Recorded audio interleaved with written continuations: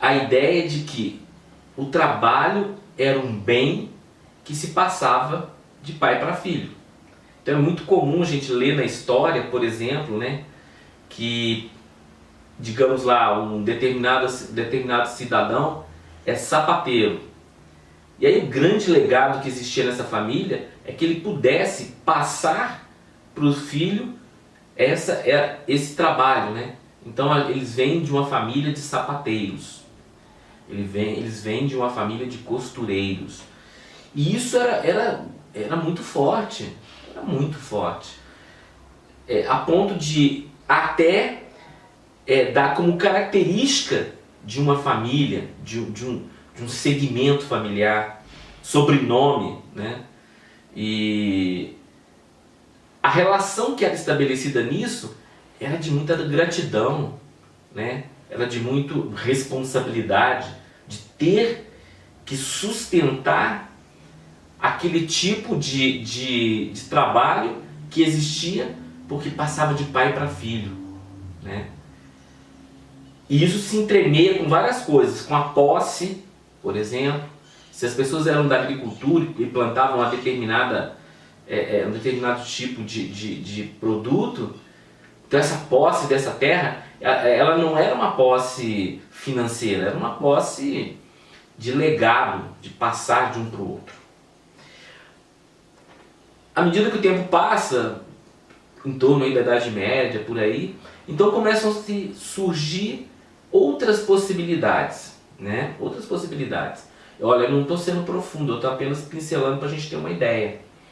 Mas começa a surgir uma nova possibilidade, até porque algumas outras necessidades foram começando a aparecer, uma vez que uma passagem forte que aconteceu na Idade Média é a questão toda do desenvolvimento da física clássica, e aí muitos elementos novos começaram a entrar na vida das pessoas, mecanismos, né?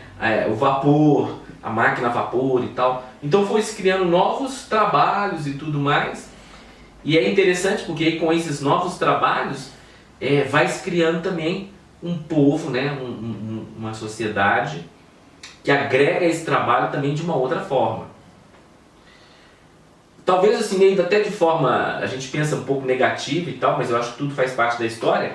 A gente pode perceber, por exemplo, as guerras, né, como momentos onde as pessoas também dão um salto de possibilidade. Exemplo rápido assim, na Segunda Guerra, por exemplo, inúmeras fábricas trocaram a forma de fazer determinado produto e com isso tiveram que absorver uma mão de obra nova.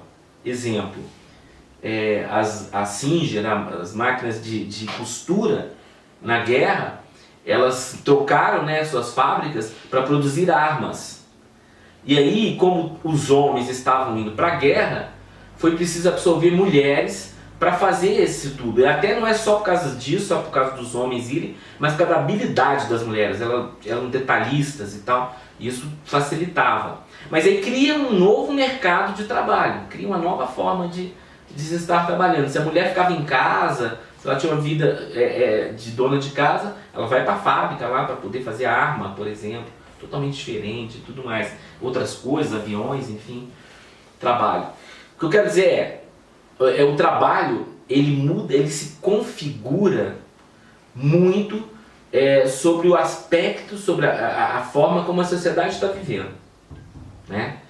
E aí a gente começa a ver o que vai acontecendo, primeiro por volta dos anos 60, né? Que os anos 60 foram os anos da revolta, né? A gente podia dizer assim que, se a gente pensar em sociedade, provavelmente os anos 60 deve ter sido a adolescência, né? Porque a palavra ordem era eu sou contra. Se há governo, eu sou contra. Se há uma ideia colocada, eu sou contra. E por outro lado também nós temos aquela ideia forte, né, de Woodstock, né? Não, porque temos que ser livre, temos que estar tudo ok e tal. Enfim, são ideias. Mas o que eu quero dizer é que a relação de trabalho muda com isso. Novos postos de trabalho são colocados, novas possibilidades. E aí começa um movimento muito forte de êxodo rural, né, que culmina por agora aí, ó, que vocês já sabem que um dos marcadores da passagem para o ano 2000, né, é o fato de que já existe um equilíbrio, né, e agora muito menos, entre quem mora na cidade e quem mora no campo, né. Os anos 2000, um dos marcadores foi a virada dos 50%, onde tinha 50% da população vivendo em zonas urbanas, né? Hoje já está muito mais. Isso não é à toa, isso é uma forma de pensar. E eu estou falando do trabalho exatamente para que a gente comece a prestar atenção na forma de pensar, na forma de ver uma sociedade, na forma de ver um modo de se estar nessa sociedade. O trabalho, ele é fortemente um marcador de como é que eu estou na vida, como é que eu estou na relação social, como é que eu estou como autoestima, né? O trabalho é um marcador muito forte disso.